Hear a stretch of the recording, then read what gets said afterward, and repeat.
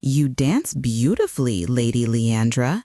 Kai's voice is silk over steel as he guides me across the floor. I force myself to smile up at him, playing the blushing Omega, despite how his touch makes my skin crawl. You're too kind, my lord. Not at all. His eyes trail down my neck, lingering. I've been watching you, you know. You're quite enchanting. The heat under my skin spikes suddenly, a wave of dizziness making the room tilt. Oh, I bat my eyelashes, fighting the urge to knee him in the groin. Focus, this is exactly what you wanted. Too special for my cousin, I think. His hand slides lower on my back. Too precious. Gods, I'm so uncomfortable. The silk of my dress scrapes like sandpaper, each brush of fabric sending sparks of almost pain through my body. You feel feverish. Kai's hand slides up my bare back. And smell absolutely divine. I sway, my legs threatening to give out. Kai's arms tighten around me, and even that simple touch is too much. My skin practically sings with oversensitivity. A whimper escapes before I can stop it, my body trembling with a need I don't understand. Everything feels wrong. The air too thick to breathe, my clothes too constraining, my skin too tight. But worst of all is the growing ache deep in my core, a desperate emptiness that makes me want to cry. Where is Rafe? Why can't I smell him anymore? I don't feel well. The words come out slurred, my thoughts growing foggy. Poor thing. Kai's arm tightens around my waist. Would you like some water? I shake my head, letting my voice go breathy and weak. Please, I need to get away from here. It's too hot, too many people. Of course. His tone is solicitous, but his eyes gleam with triumph. Let me escort you somewhere private. Perfect. I catch Penny's eye across the room as Kai leads me out.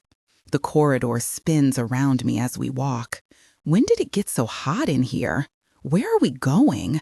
My voice comes out shakier than intended. Don't worry. Kai's fingers dig into my arm. I'll take very good care of you. A cramp tears through my lower abdomen, and suddenly all I can think about is Rafe. Why isn't he here? I need his scent, his touch, I stumble again, and Kai sweeps me into his arms. Poor thing, you're in heat, aren't you? Terror spikes through the haze. Too soon. He wasn't supposed to guess yet. I force myself to nuzzle closer, whimpering, and his arms tighten possessively. We enter a small sitting room, and he lays me on a couch, kneeling beside me. His fingers trace my cheek, and it takes everything I have not to flinch away. Beautiful, he murmurs, and the word sounds like a threat. Such a lovely treat. Please, I'm not sure if I'm begging him to come closer or get away. Everything hurts. I'm panting. My skin feels like it's on fire. I need Rafe. The thought crashes through me with devastating clarity. My wolf howls for him. Every cell in my body cries out for his touch, his scent, his presence. The emptiness inside me feels like it's tearing me apart. I want to scream his name, to beg him to find me, to make this burning stop. This was a mistake, a terrible, terrible mistake. But Kai's hand slides down my neck, across my collarbone, and I can't even coordinate my muscles enough to push him away. My skin crawls beneath his touch, even as my treacherous body arches into it, seeking relief so desperately. He grins, all for me, his scent, white amber and frost, making bile rise in my throat. It's all wrong. Everything about this is wrong. I need wood smoke and warm oak, strong hands and blue eyes, that rumbling growl that makes my wolf want to submit. Just a little longer, I tell myself, as another wave of heat crashes through me. Penny will bring help soon. She has to. He buries his face in my neck, inhaling deeply. How I've missed you, my gorgeous pet. The endearment freezes my blood. No, he couldn't. I never thought I'd get to see you like this. His smile turns cruel, reminding me of all those nights. Drink yourself stupid, throw yourself at me. Remember that, baby? How needy you were? Terror claws up my throat as memories surface. His hands on me in the dark, his voice crooning praise as I tried to push him away. The heat makes everything sharper, more immediate, until I can't tell past from present. My skin feels like it's burning, and my lungs struggle for air that's too thick, too hot. But then his fingers tangle in my hair, yanking hard enough to make my eyes water. You'd pretend not to remember, go running to my cousin like a cheap. He cuts off, his tone laced with venom. That was very, very bad of you, pet. Tears blur my vision as another cramp tears through me. The need for Rafe is a physical ache now, so intense it makes me want to sob. My wolf whines, desperate for its true alpha, for safety, for anything but this wrongness that surrounds me. The heat makes it impossible to think straight, to fight, to do anything but writhe helplessly as my body betrays me over and over. Kai's grip gentles, wiping away my tears with mock tenderness. His finger traces my bottom lip. But no more. Soon we'll be together again. You'll be good for me this time, won't you, Arya? My name on his lips stops my heart as understanding dawns in my heat-addled brain. His smile grows wider, darker. I've walked right into his trap, and this time there's no one coming to save me. Wrong, wrong, wrong. Everything about this is wrong. Where is Rafe? Why isn't he here? I need him to make this burning stop, to chase away the darkness clinging to me. But all I can smell is white amber and frost. All I can feel are hands that make my skin crawl. And I've never felt so alone, so helpless in my life. Kai's fingers trail down my neck, lingering over my pulse point. You smell divine like this, pet. So sweet, so vulnerable. My skin crawls as his touch dips lower. The heat makes everything worse. Every brush of his fingers sends sparks of unwanted sensation through my oversensitive skin. I try to focus on the necklace at my throat, on the sedative that could end this nightmare, but his hands are everywhere, and my fingers feel clumsy and useless. Do you need my help? His voice drops lower, darker. Should I take care of you like old times? Terror spikes through the heat haze. Old times? What old times? More gaps in my memory, more nights I can't quite remember. I need the necklace, need to reach it, open it, drink before. But he's watching my every move with those predator eyes, and my arms feel like lead. Even if I could coordinate my trembling fingers enough to work the delicate mechanism, he'd stop me before I could bring it to my lips. Such a shame, Kai murmurs finally, stepping back. I should go before I lose control. His smile turns cruel. We wouldn't want that, would we, pet? He leaves, calling for help, and for a moment, I just lie there shaking. Is he really gone? It doesn't matter. I can't stay here, can't let him come back, can't risk what he might do. I force myself onto my hands and knees, but the room tilts violently. The door. I need to get to the door or the window, anywhere but here.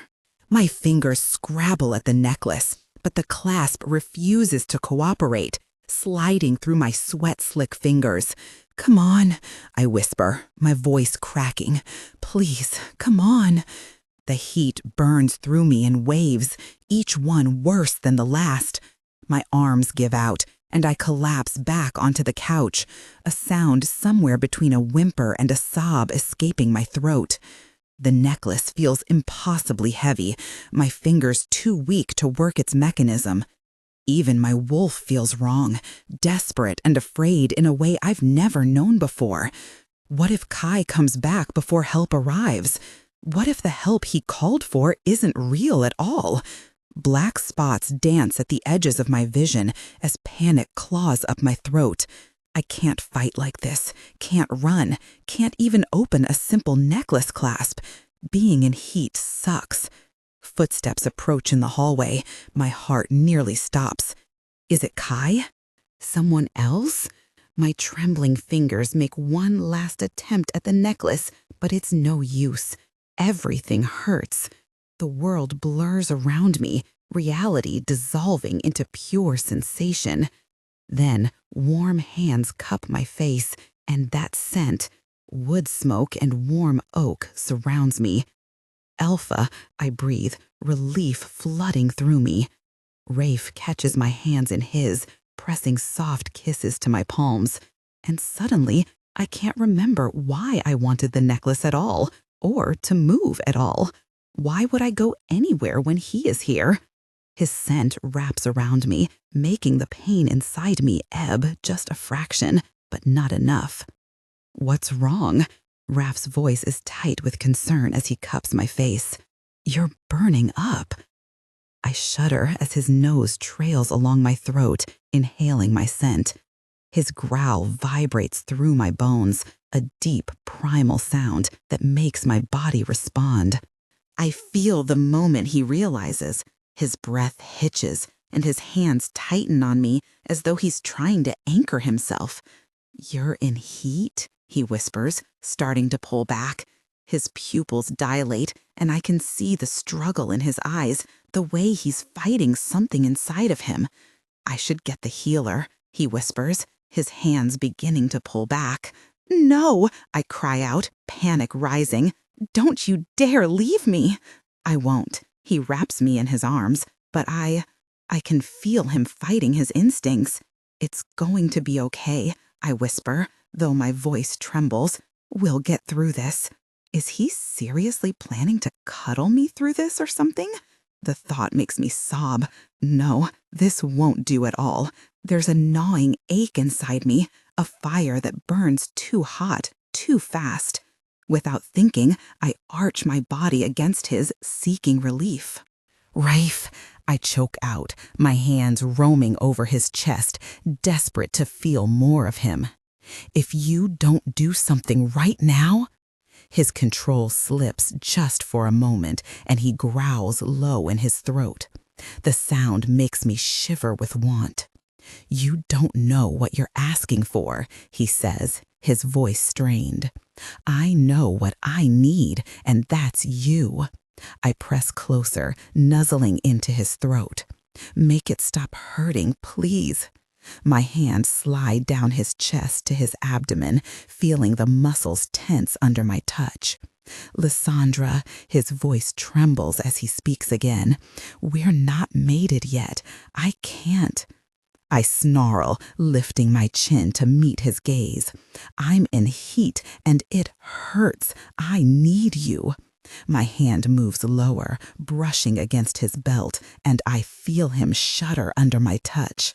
"Help me," I wail. "Make it stop, please." There's a moment of tension, the air thick with both of our desires. But then he yanks me toward him, pressing our bodies together. He groans, and through the haze I hear him snarling at others, warning them back. The alpha aggression in his voice should frighten me, but instead it makes me feel safe, protected. Still, I tug at his shirt, needing his attention back on me. His lips crash onto mine, hungry, desperate. I can feel the fight in him is gone, swallowed up by the need we both share. I'm going to take care of you, sweetheart, he murmurs, nuzzling my temple. His words make me want to purr, to show him how good I can be.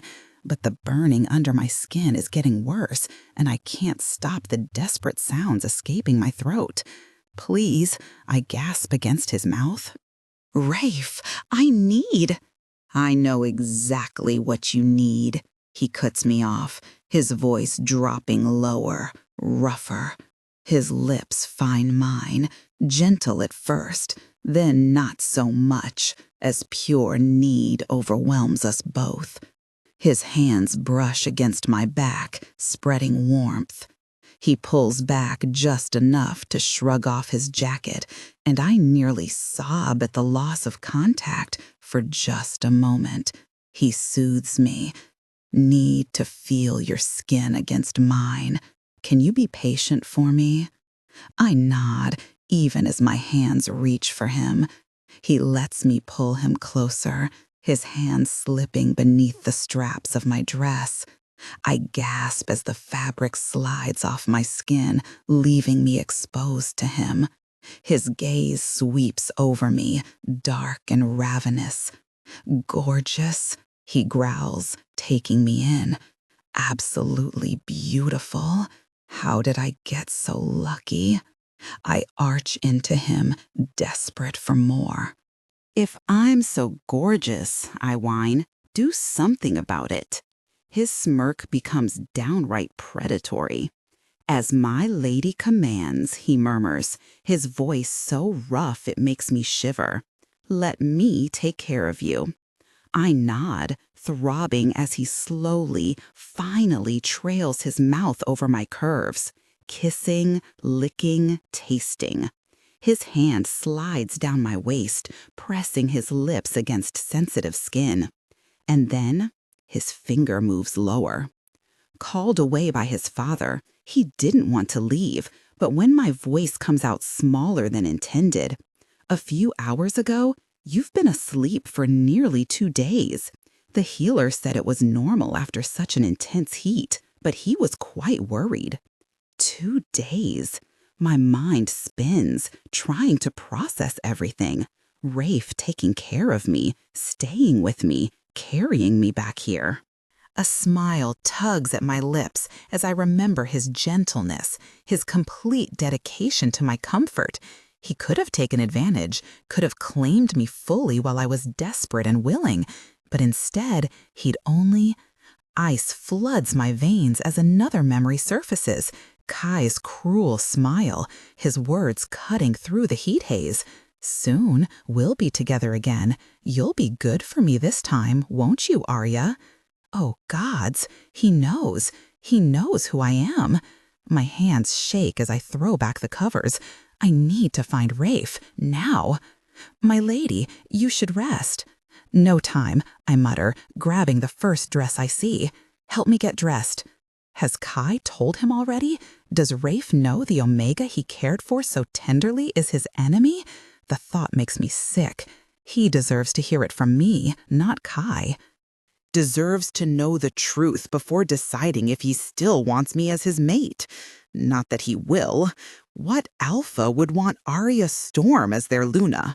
I'm barely educated, rough around the edges, and more comfortable with weapons than politics. Nothing like the refined Omega he deserves. But I have to tell him, have to warn him about Kai's plans before it's too late.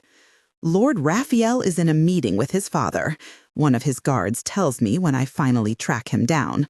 But I'll let him know you're looking for him as soon as he's done. I'm heading back to my quarters, mind racing with how to tell Raph the truth, when a familiar scent stops me in my tracks.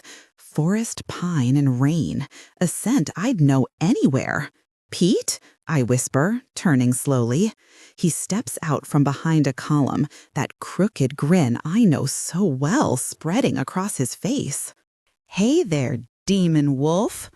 Oh my gods, for a moment I forget everything, the betrayal, the pain, because this is Pete, my battle brother, the one who always had my back, who made me laugh even on our darkest missions. Before I can stop myself, I throw my arms around him. He catches me with a laugh, spinning me around like he used to after successful raids. "Look at you," he says, setting me down and shaking his head in wonder. "All dressed up like a proper lady. Though I have to say, being tiny suits you." "Shut up." I punch his arm, grinning despite myself. "What are you doing here? It's dangerous." His expression sobers. "I need to talk to you, Arya, about what happened, about Zara's plans. None of it makes sense." My smile fades as reality crashes back. "Pete, I can't." "Please." He catches my hand, eyes earnest. "Just talk to me. That's all I'm asking, I swear." A guard rounds the corner, hand going to his weapon at the sight of us. "It's fine," I call out quickly. He's with me." Pete's always been the level-headed one, the voice of reason. If anyone would understand, would help me stop whatever Kai's planning. "All right," I say finally, "but not here." He leads me to an empty sitting room. I close the door behind us, and for a moment, we just look at each other. I realize how much I've missed him, missed having someone who knew the real me. He grins, dropping onto a couch. "Omega, huh? Living the high life in the Alpha House. Quite the upgrade from sleeping in caves." But something feels off now that we're alone. The room suddenly seems smaller, the air thicker. "What do you want, Pete?" I ask, staying by the door. His smile fades. "Kai sent me to bring you back. He needs you, Arya. Says there's so much you don't understand." My blood runs cold. I back toward the door. Gods, I'm such an idiot, following him blindly just because he smiled at me, falling right back into old patterns of trust like the past few weeks never happened. Of course Kai sent him. How else would Pete even know I was Arya? If I were a character in one of those romance novels the maids are always reading, readers would be screaming at the pages right now about my stupidity. But it's too late for those realizations. I'm already alone with him in an isolated room, and something feels off. The space suddenly seems smaller, the air thicker. "Pete," I begin slowly, "you don't understand what Kai did. He had his reasons. Just let him explain." I bolt for the door, but Pete is faster. His arm locks around my waist as something sharp pricks my neck. "I'm sorry," he whispers as darkness creeps in. "He said this was the only way." The last thing I feel is my heart breaking all over again as another friend betrays me. The world goes black. I wake to fingers trailing down my cheek. "I've missed you so much, pet." That voice, that scent, white am and frost. My eyes snap open to find Kai sitting beside me on a bed, smiling down at me like nothing's wrong, like he didn't murder me, like we're still what we used to be. I lunge forward, teeth sinking into his hand hard enough to draw blood. When he jerks back, I slam my forehead into his nose with a satisfying crunch. He laughs, blood dripping down his chin, actually laughs, gathering me into his arms despite my struggles. Gods, I've missed this fire. "Missed me?" I thrash against him, rage burning through my veins. "You murdered me, you double-crossing, two-faced psychopath." I hit every part of him I can reach, screaming out weeks of betrayal and grief. He lets me, taking the blows with that same infuriating smile until my arms start to shake. "Enough, pet." He catches my wrists easily. "You'll hurt yourself. You're so delicate now." "And whose fault is that?" I snarl, my voice cracking. "You did this. You killed me." If, by some miracle, I hadn't ended up in this body, and who do you think made that miracle happen, pet? The words stop my heart. "What are you saying?" He squeezes my hands, eyes fever bright. I'm sorry, Arya. I hadn't anticipated we'd be apart for so long. I thought I'd get a chance to explain everything earlier, but that idiot cousin of mine has had his eyes on me the entire time. Shut up. My head spins. You're not making any sense. Then let me make sense. His voice takes on a tone I can't resist, but I refuse to listen. In that familiar tone, the one he used whenever he wanted me to truly listen, he says, I want to tell you everything. Will you hear me out? I don't want to. Gods, I don't want to hear anything he has to say. But I'm tied up, trapped, and maybe if I let him monologue, I'll find a way out of this. I nod. Unlike you, he begins, I've always known what my mother was. A liar, a manipulator, hungry for power. She doesn't love me, Arya. She never cared for you or any of the pack. She's just very good at making everyone feel special and powerful. That's how she got my father to mate with her. Wyatt? I ask, recognizing Micah's brother. He nods, his expression darkening. She turned him against Micah, convinced him no one could be trusted but her. Uncle Micah killed my father because he had no choice. The world tilts sideways. Are you saying Micah is the good guy? There are no good guys, his lip curls. Just people with agendas and wants. We're all selfish beings on this earth, Arya. I think of Rafe, of his kindness, his honor, but I keep that to myself. I'm selfish, Kai's fingers dig into my skin. Mother always wanted me to save myself for a noble marriage, make a good alliance, but I didn't care about that. His hand cups my cheek, and I'm too stunned to move. There is no us. There never was. I've only ever seen him as a brother and never felt any attraction. But the way he's looking at me now, there's something dark there, something hungry I've never noticed before. You have no idea how many nights I had to stop myself from claiming you. His voice turns feverish. I knew it wasn't the right time, but gods, the way you'd look at me, touch me. You really love me, don't you, baby? For real? He yanks my hair, making me gasp. You could be so cruel sometimes, punishing me for holding back. Remember all those nights at the border taverns? His voice drops lower. How you'd get so drunk, dancing with other wolves, letting them touch you, crawling into my bed after, begging for attention. His fingers dig into my arms. Or those parties where you deliberately flirted with my warriors, knowing I was watching, making me crazy with jealousy while pretending you had no idea what you were doing. I don't remember any of that. There were a few casual flings, sure. Some nights of drinking to forget the blood on my hands. Oh, gods, the blackouts.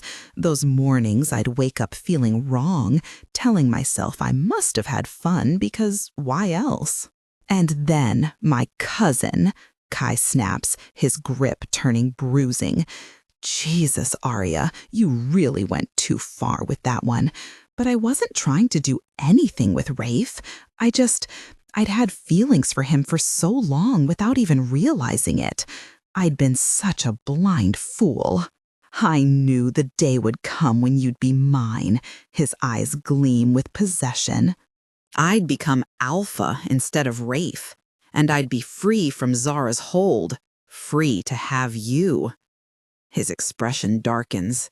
But then she came to me, told me about a pact she'd made on my behalf, a binding one without even consulting me.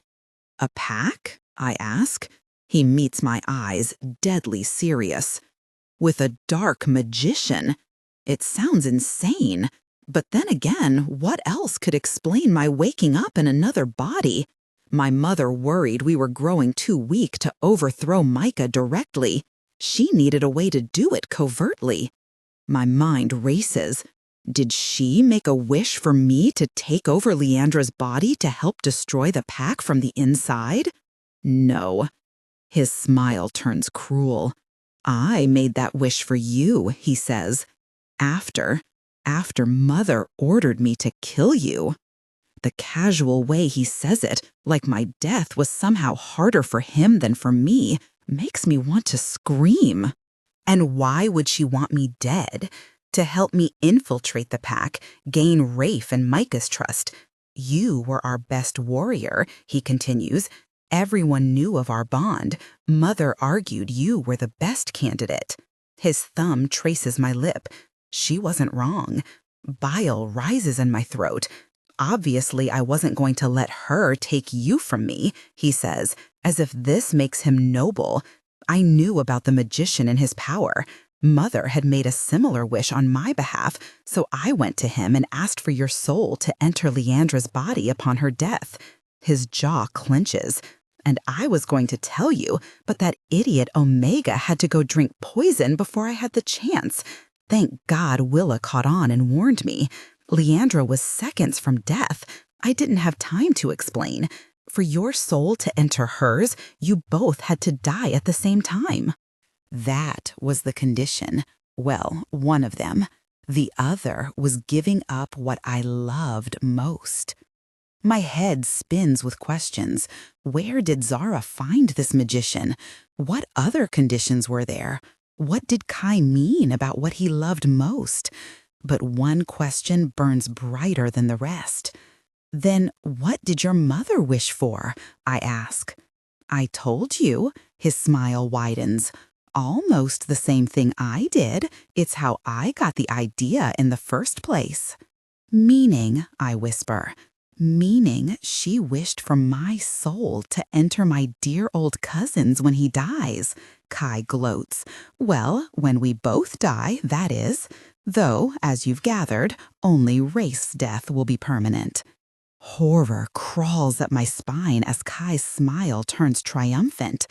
And you, Arya, he concludes, are going to help me kill him. The words echo in my head as horror spreads through my veins like ice. Rafe. Kai wants to kill Rafe, wants to steal his body, destroy everything he is, everything that makes him him. My chest constricts so tight I can barely breathe. The thought of Rafe dying, of his warmth, his honor, his gentle heart being erased and replaced by Kai's darkness, it's unbearable.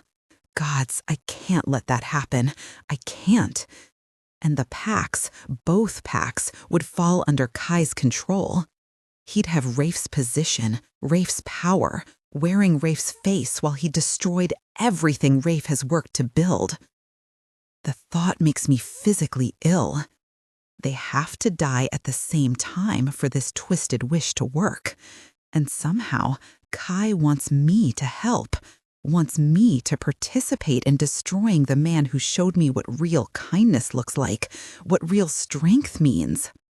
I study his face, the absolute confidence in his expression, the way he's watching me like my cooperation is already guaranteed. After everything he's done, murdering me, treating me like property, orchestrating this whole nightmare, he really expects me to just fall in line. Wait, the realization hits like lightning. He's not just confident, he's certain. Even now, telling me his plan to murder, my mind stumbles, to murder Rafe. Kai shows zero doubt that I'll obey. He truly believes I belong to him, that I'll always choose him, always be his loyal pet. That idiot. I could use this, play into his delusion, make him think he's won. And then I'll show him exactly what this pet can do. I just need to know what he has planned. How do I let my voice waver? How am I supposed to help you? This body can't fight anymore.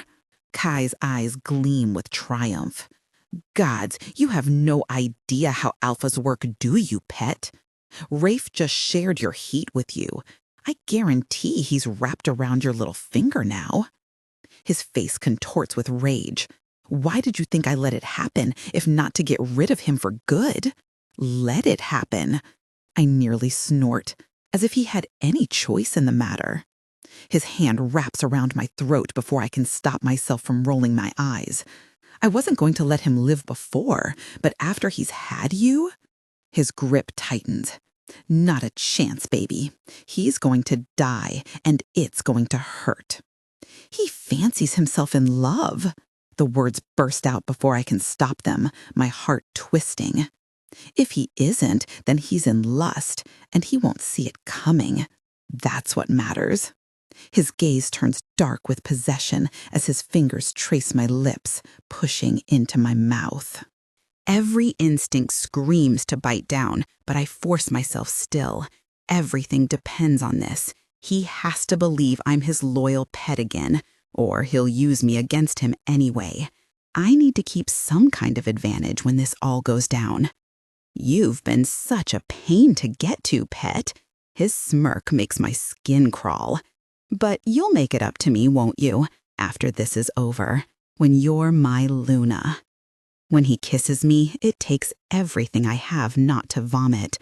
I go somewhere else in my mind, like I used to during the worst battles, outside my body, away from the wrongness of his touch. His hand cups my breast, and no, there are limits to what I can fake. If you want me to keep Rafe's trust, I force my voice light, cocky like my old self. It might help if I don't show up smelling like another. He hesitates, clearly wanting to argue. We'll have all the time in the world when this is over. I meet his eyes, then kick him in the shin, playful the way I used to. But if you think for a second you're not the one who's going to make it up to me, Alpha. His eyes light up as he pulls me close. There she is. Welcome back, pet. Another kiss, and I picture him bleeding out slowly. So, what's the plan? I ask, mimicking my pre-battle excitement. Simple. He retrieves a small glass vial from a nearby desk. You're going to get him alone for dinner, and then you're going to get him to drink this. What is it? Nightshade. My heart stops. Nightshade. Fatal within minutes. The image of Rafe choking and dying while I watch makes me want to scream, to cry, to tear Kai apart with my bare hands. I see Rafe's gentle smile, feel the careful way he held me during my heat, and remember how he honored even his enemy's death with dignity. The thought of that light being snuffed out, replaced by Kai's cruelty, is unbearable. No, I won't let it happen. I can't. The mere possibility of failing, of losing Rafe forever, makes me feel like I'm being torn apart from the inside. But I can't break, not now. His life depends on me playing this perfectly, no matter how much it hurts. And it's not just his life. Our entire pack's future hangs in the balance. They've all been conditioned like I was. Blind loyalty to monsters wearing friendly faces. I have to end this. I nod as Nightshade mixes into his drink. My mind races through possibilities. I could tell Rafe, have him arrest Kai, but would anyone believe me? Even if Rafe did, there's no guarantee we'd catch Kai if he escapes. And what will you do? I ask, keeping my voice carefully curious. How will you know when it's done? His smile widens. Oh, I'll see it with my own eyes. I'll be having dinner with you, of course. He's not stupid enough to leave this to chance. This is his one shot at taking Rafe's body. He won't risk me warning him. Maybe I'll find a moment to signal Rafe somehow.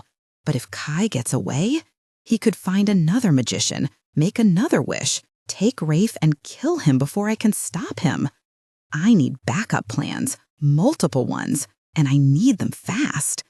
Wait, Kai moves to a desk, retrieving an ornate silver ring. It's beautiful, delicate filigree wrapping around what looks like, a hidden compartment. I had this made for you, he says, carefully pouring the nightshade into the ring's secret chamber. Consider it your first lesson in Omega warfare. These little tricks will serve you well as my Luna." The words make my skin crawl, but then I feel the weight of his oldest necklace still around my throat, the necklace containing a sedative so potent it mimics death. The necklace Kai doesn't know about. I can use this somehow. Hope flickers in my chest. Kai thinks he's teaching me Omega tricks, but Isolde already showed me this game, and she played it better. "Let's get you back to your fiancé, pet." Kai's fingers graze my cheek. I'm sure he must be wondering where his little Omega has gone as he leads me out. My mind races. How do you outmaneuver someone who's been planning this for months? Someone who thinks he knows you better than you know yourself. But then I remember, he doesn't know me at all. He knows the pet he created, the soldier he shaped. But that's not who I am anymore. I'm something new, warrior and Omega both, combining Arya's strength with Leandra's cunning. And he's about to learn that the hard way. The firelight casts shifting shadows across Kai's face as he lounges in my reception room like he owns it, like he owns me. "You look beautiful tonight, pet," he says, his eyes never leaving me, not even when the maid starts setting up the dinner table by the window. I force myself to smile, to play my part, but my heart pounds with determination. My fingers itch to touch the necklace at my throat. I can feel its weight against my skin, but somehow that's not enough. I need to check it's still there, still sealed, still my one chance at saving Rafe. Penny moves around the table, arranging place settings for 3 with sharp, angry movements. When she catches Kai watching me, her hands clench around a crystal wine glass hard enough that I worry it might shatter. Half-formed plans spin through my mind, each more desperate than the last. I need to get the sedative into Kai's drink somehow, need to take him out before he can hurt Rafe. But how? I've been a warrior all my life, direct and straightforward, meeting threats head-on. 2 weeks as an Omega hasn't exactly prepared me for subtle warfare and secret poisons, and Rafe's life hangs in the balance. One wrong move, one mistake. Is he coming? I ask Penny, hating how small my voice sounds. "He'll be here shortly, my lady," she replies, her eyes flashing with protective fury as she glares at Kai. "Very shortly." Kai just smiles wider, reaching for my hand like he's trying to comfort me. Once, I would have believed that gesture. Now, I see it for what it is. Another reminder of his control, his ownership. My fingers curl into fists in my lap. If nothing else works, if I can't figure out how to outmaneuver him, I'll tell Rafe to run. I'll find some way to warn him, to get him away from here. I cling to that thought like a lifeline. A knock at the door makes my heart stop. Rafe enters, and the sight of him steals my breath. Tension radiates from his broad shoulders, his scent sharp with concern. The moment his eyes find me, something in my chest unclenches. I rise without thinking, drawn to him like a magnet, and his whole body seems to lean toward me in response. One step. That's all it would take to be in his arms, to feel safe again. "Hello, cousin." Kai's voice cuts through the moment like a blade. He hasn't moved from his chair, legs crossed casually, but his smile promises violence. "So glad you could join us." "Why is he here, Leandra?" Rafe's voice is calm and measured, not angry, though I note with surprise, but wary, like he's trying to piece something together. The words I have to say next feel like broken glass in my throat. I invited him. His stormy blue eyes, so beautiful, search my face. I love you. I want to tell him, but I can't. Not now. Maybe not ever. You told me before you were tired of this everlasting war between our people, remember?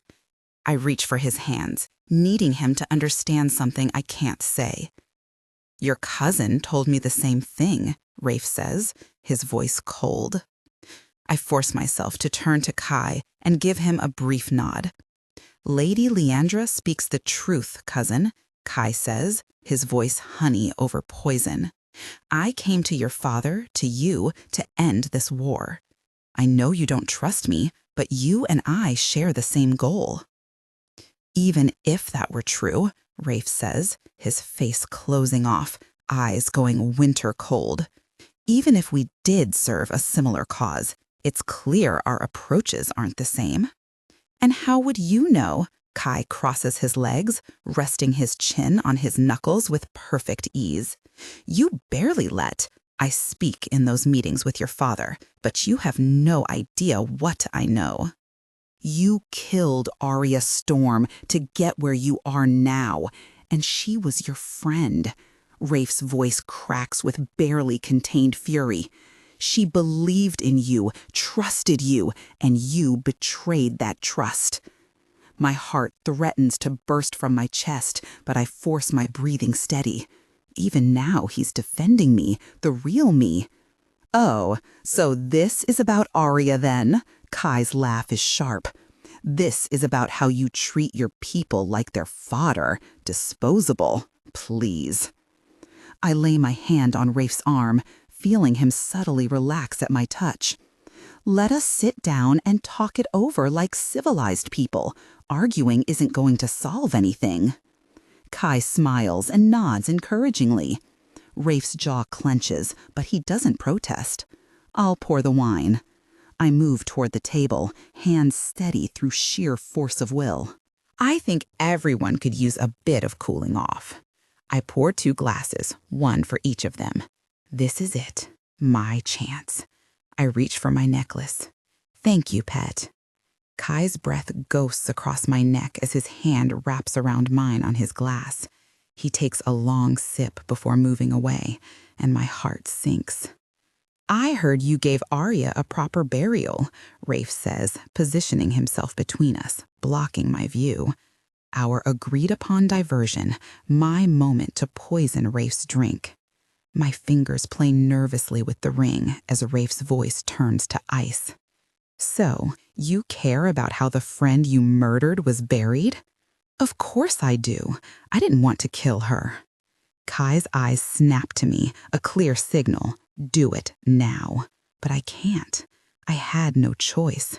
I knew it was the only way your father would listen.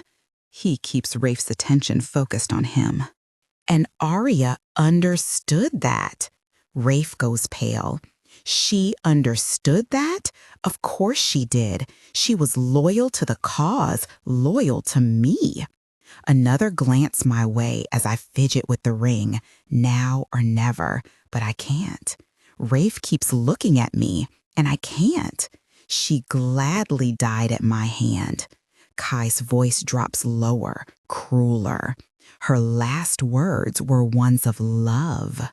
His eyes glint with malice. You see, Rafe, Arya and I weren't just friends. She was my lover. My hands shake around Rafe's wine glass as Kai's voice turns vicious with false intimacy. She'd come to me every night, he says, eyes locked on Rafe. Beg for me.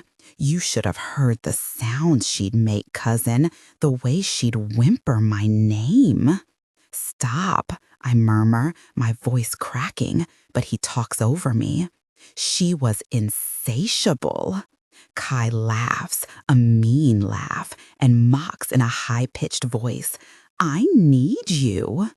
I'm yours, only yours. The crack of Rafe's fist connecting with Kai's jaw is beautiful. In the chaos, I finally manage to open the vial, pouring its contents into the glass with trembling fingers. How dare you speak of her like this? Rafe radiates fury as I hurry between them, wineglass still in hand. I knew it, Kai laughs through bloody teeth. You loved her, didn't you? You loved Arya. That's why you won't give me a chance.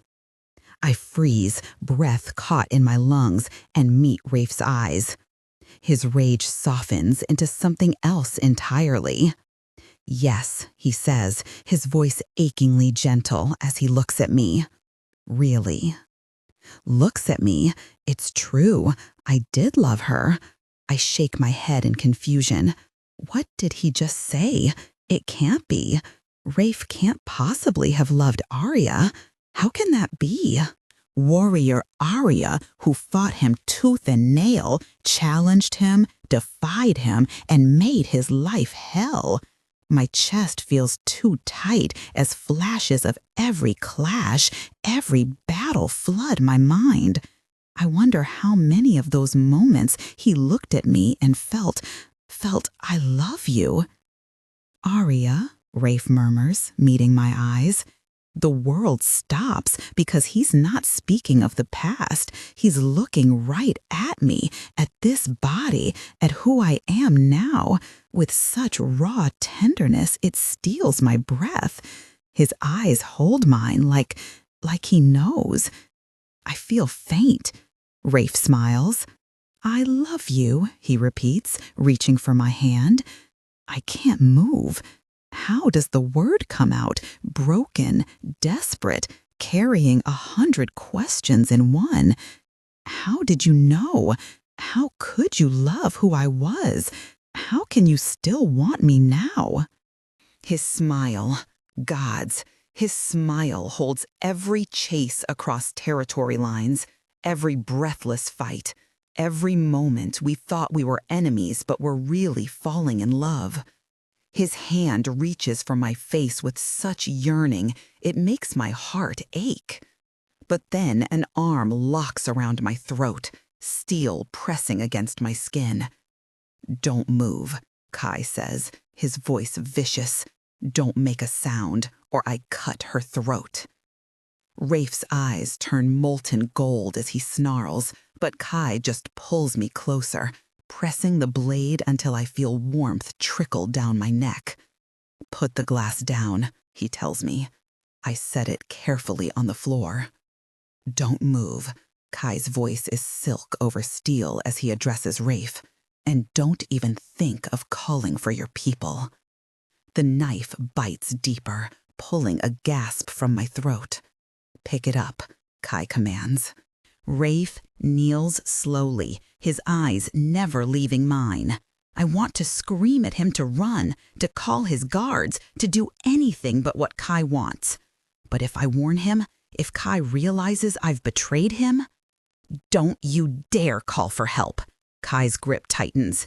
You won't kill her. Rafe's voice is steady. You love her too. The blade presses harder. I'd rather see her dead than let you have her. The raw truth in Kai's voice makes me shiver. Try anything, and she'll be dead before your men can apprehend me.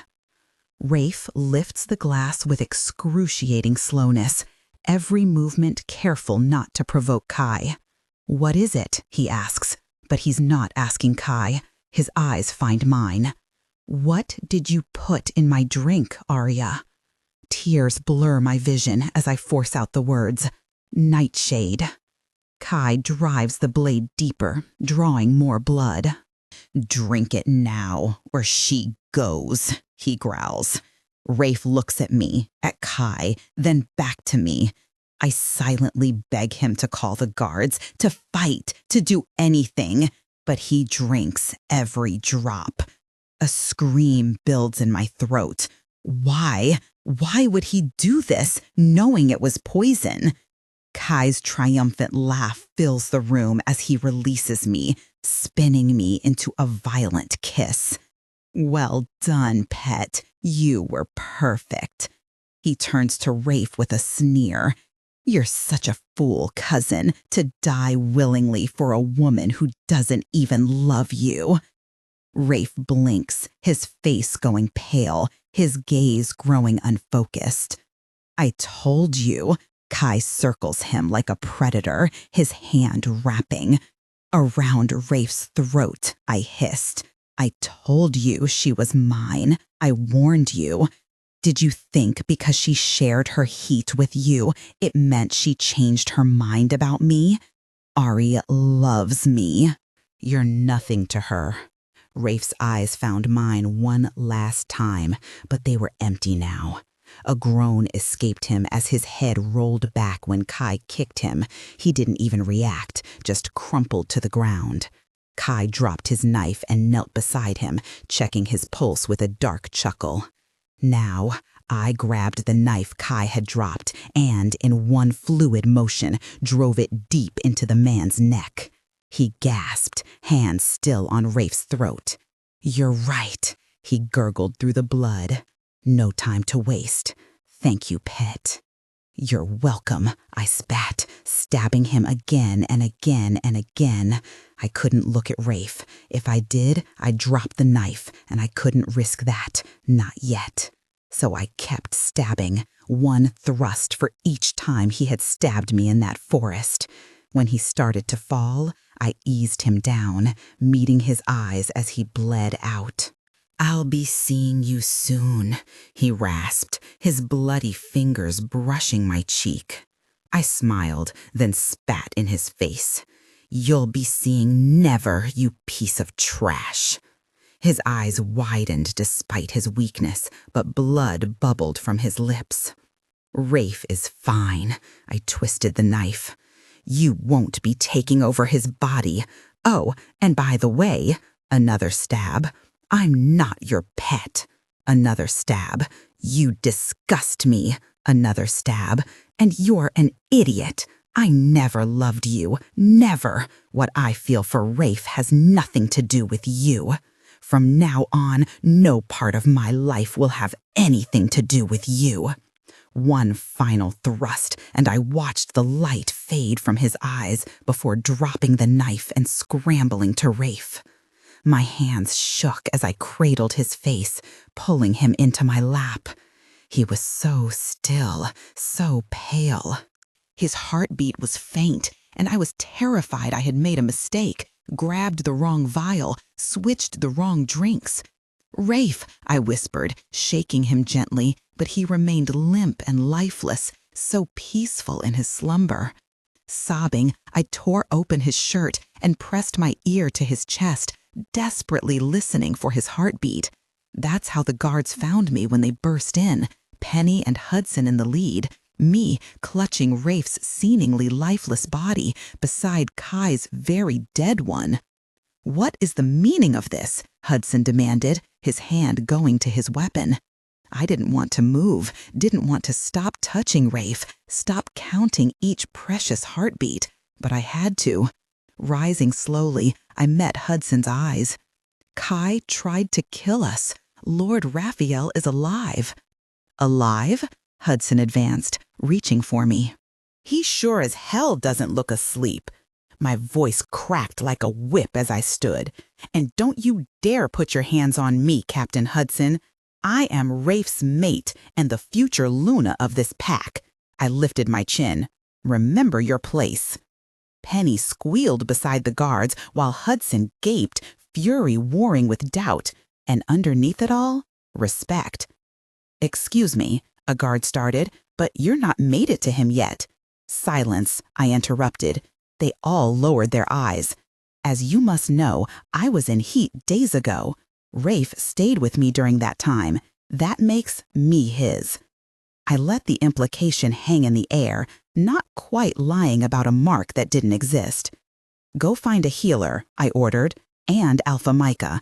Let him know I need to tell him what transpired here." I command Hudson, then gesture to Penny and another guard. "You two, help me move my mate to bed. He'll be sleeping for a while." As they lift him carefully, I brush the hair from his forehead. I'll be the Luna he needs until he wakes, protecting him, leading in his stead. And then I'll accept whatever punishment he decides I deserve. I sit beside Raf's bed as dawn breaks, watching the steady rise and fall of his chest.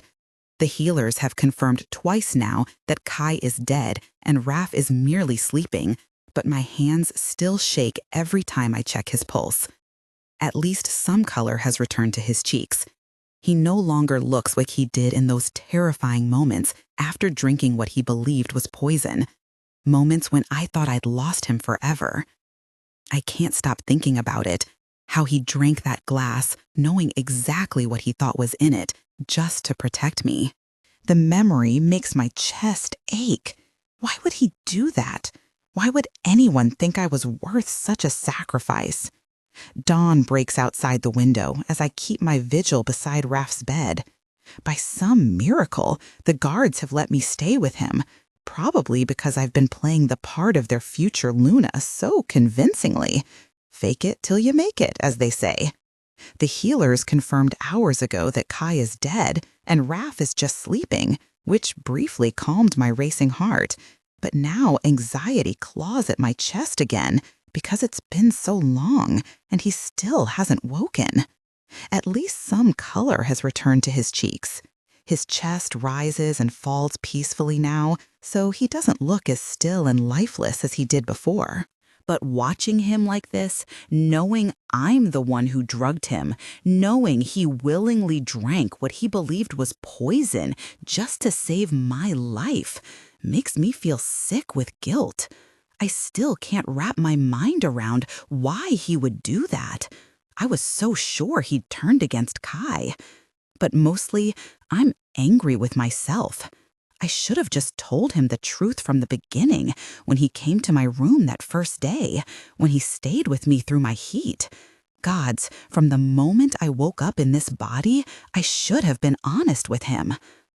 I lean down and press a gentle kiss to his forehead, silent apologies running through my mind. When I pull back, blurry blue eyes are looking up at me. Our gazes lock for just a moment before I grab the knife hidden under my chair and press it to his throat.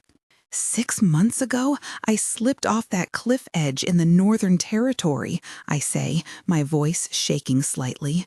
And you caught me. Do you remember? His eyes slowly focus, searching my face with furrowed brows. My heart plummets. Isolde had warned the sedative would give the impression of death, but what if that had been enough? What if somehow Kai had managed to take over Rafe's body in those crucial moments? The thought makes my hand shake where I hold the blade. Do you remember? I press the knife harder against his throat, desperate for some sign that it's really him. He nods slowly, those storm blue eyes never leaving mine, even now. Half drugged and at knife point, he's beautiful enough to make my chest ache. What did I say before I ran? The words come out rough with fear. He frowns slightly. Arya, he starts, shifting away, but I can't let him, not when I might be wrong about this. In one fluid motion, I'm on top of him, pinning him down with my weight, the knife steady at his throat. My heart pounds so hard I can barely hear myself. What did I say? I repeat. And then, oh gods, that familiar smirk curves his lips. You said you wished things were different. Relief hits me so hard I feel dizzy. The knife clatters to the floor as memories flood back. That cliff edge, his arms catching me, the way he'd looked at me then. Obviously, he adds, eyes gleaming, because you desperately wanted me to kiss you. Heat floods my cheeks as I punch his arm. Shut up. I try to scramble off his lap, but his hands catch my waist, holding me in place. The casual strength in his grip makes my skin tingle. What happened? He asks, glancing around, confusion clouding his features. Morning light catches his face, highlighting the sharp line of his jaw, the sweep of his lashes. A whole lot of things, I murmur, my voice shakier than intended, throat tight with emotion, because it's really him, my Rafe, alive and safe, while Kai lies cold and dead. You didn't kill me, he observes, meeting my eyes. At a loss for words, I just shake my head. Did you think I would? I finally manage, holding back tears, because I don't deserve to cry when he's the one who thought I might kill him. His hands rub circles against my waist, warm and pleasant, soothing me. "Where's Kai?" he asks carefully. Just hearing that name makes me grimace. I'm not sure what they did with his body, I admit, but he's dead. Rafe nods slowly, processing. "Right." He clears his throat. "I'm sorry for your—" "I'm the one who killed him," I interrupt, the words sharp and fast. "So you really don't have to be sorry, Rafe. Not this time." When I move away, he lets me go, somehow sensing the tension coiling through my shoulders. "I'm only sorry that I wanted to kill him myself so badly that I let you get hurt in the process," I confess. Shame burns in my chest. I should have acted sooner, found another way. I told myself I wanted to save you, and I did, but I also wanted revenge, and my voice cracks. "I'm sorry." Rafe's large hand wraps around mine, but I can't meet his eyes, can't bear to see judgment or disappointment there. "So it really is you," he murmurs, his voice soft with wonder. My head snaps up at the tone, at the warmth in his expression, as if he's genuinely happy to see me, to know who I really am. It steals my breath away. "Yes," I whisper, the words tangling in my throat. After so long hiding behind Leandra's face, speaking to him as myself feels both liberating and terrifying. She had been a shield between us, letting me start fresh. But now that shield is gone, and I feel raw, exposed. "I'm sorry about Leandra," I manage finally. "She's gone." His expression shifts, and I rush to add, "We didn't kill her. I mean, Kai was planning to, but I'd never even heard of her until—" I swallow hard, the realization heavy in my chest. She took her own life. Rafe nods, shadows crossing his face. "Yes," he says, troubled. His fingers tighten around mine. "I didn't know her well, but her family, she came from a very traditional pack. Being my mate wasn't her choice. She couldn't say no. It never sat right with me." I nod, thinking of his oldest, cold discipline, her obsession with perfection. But what I still don't understand is how he ended up in her body. He speaks softly as the whole story spills out. Kai's wish, the dark magician Zara's plans. His face darkens when I explain how they plotted to take his body, but brightens when I assure him he's safe now that Kai is dead. Though perhaps we should try to find that dark magician, just to make sure, I add.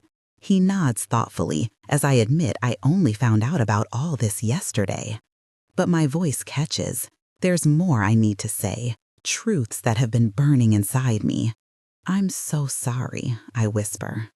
"I should have told you the truth from the beginning. I was scared. I thought you were the enemy. I didn't know how to trust you." Shame burns in my cheeks. I realize now I've been conditioned my whole life to trust no one but Zara, and to some extent Kai. And it's not just me. My entire pack, they're all being lied to. They need help.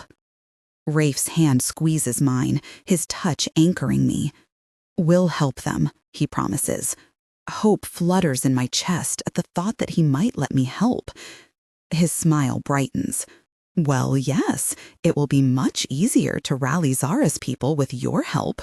You were one of them, after all, right?" I nod, feeling oddly disappointed for some reason. "Of course," I say. "Besides," he adds casually, "as my Luna and equal, I expect you to participate in such matters." The words come out small and stunned. Rafe's expression shifts from playful to uncertain, doubt clouding his features. "Oh, well, unless you'd rather not." Heat flares in my chest. "It's not about what I want at all. It's not—" He looks genuinely confused, brows drawn together. "No, you idiot!" The words burst out, all my insecurity spilling in a rush. It's about me being perfectly unfit for the role. I can't be a Luna, least of all yours. He opens his mouth to speak, but I cut him off. I know what being Luna entails now. I've seen it up close, and I'm nowhere near qualified. I'm coarse, uneducated. All I know how to do is fight. I'm not worthy of the position. I'm not, my voice cracks, I'm not good enough. Before I can spiral further, Rafe pulls me toward him, his large hand cradling my face with a gentleness that stuns me into silence. "Don't," he commands softly, his thumb caressing my cheek with deliberate, soothing strokes. "I don't ever want to hear you speak like this about my mate again." Tears spill over, tracing warm paths down my cheeks as he gazes at me, his look intense, adoring, as if I'm the most precious treasure he's ever beheld. It aches, this feeling, because deep down, I fear I don't deserve such devotion. "You don't understand," I whisper, my voice trembling. "You're an alpha noble. You're good, kind, and wise. You're perfect, Rafe. You deserve better than me. You deserve everything." His response is swift, a kiss that cuts off my protests, stealing my breath away. His lips claim mine with a passion that overwhelms, pulling me back onto the bed and pinning me gently beneath his strong frame. The weight of him, protective and warm, cocoons me in a world where I am wanted, cherished. Though I know I should resist, protest that I don't deserve this, his tenderness unravels all my defenses. His kisses trail down my neck, each touch sparking trails of fire along my skin. "Do not speak about my mate this way," he repeats, his breath hot against my flesh. My protest dies on my lips as his hands explore, mapping the curves of my body with a reverence that sends shivers through me. His touch is both a question and an answer, leaving no room for doubt in his desire. "Do you love me?" he asks, pulling back to lock his gaze with mine, storm blue eyes intense and searching. The question steals my breath. I think of everything, all our battles, how he consumed my thoughts between each clash, how I fall asleep picturing those storm blue eyes, how I've memorized all his little habits, the way he absently runs his hand through his hair when he's thinking, how his jaw ticks when he's holding back a smile. I know I'd love discovering 1,000 more such details about him. But I'm not Leandra, I whisper, feeling exposed and vulnerable. It's not Leandra I love. The kiss he gives me is reverent, like he's worshiping me with each gentle press of his lips. His hands roam tenderly over me, each inch caressed, as if to memorize, to cherish. Fresh tears well up in my eyes, not from sorrow, but from the overwhelming sensation of being so deeply loved. "Do you love me?" he insists against my lips, the warmth of his breath mingling with mine. Yes, the word is a broken moan, filled with all the love I feel and all the fears I face. God, Rafe, of course His smile presses against my mouth. "Yeah?" he nods. "I thought so." His hand cups my cheek again. "Look at me," he coaxes, his touch so gentle, so encouraging that I can't help but obey. His thumb brushes away my tears as our eyes meet. "Will you be mine?" His question is soft, a whisper that promises forever. "You are mine, Storm." I nod, letting the tears fall freely now. And then we're kissing again, deep and slow and perfect, like we have all the time in the world, like this is exactly where we're meant to be. "My fierce warrior," he murmurs, "my beautiful, brave mate." Each touch makes me feel cherished in a way I've never known before. This isn't the desperate need of my heat. This is something deeper. His fingers trail down my spine as he pulls me closer, and I shiver at how right it feels to be held by him. "I've loved you for so long," he confesses between kisses. "Even when we were enemies, maybe especially then." His lips find my throat, making me gasp. "The way you'd fight me with everything you had, never backing down. I used to dream about you," I admit, my voice shaky as his hands explore. He pulls back just enough to smirk at me, and heat floods my cheeks. "I think you know," I whisper. His eyes dance with challenge. "Perhaps you should show me," he murmurs. His smile, God's, his smile. It holds all the warmth of summer sunshine, all the promise of forever. When he kisses me again, slow and deep and perfect, I know with absolute certainty that this is where I belong.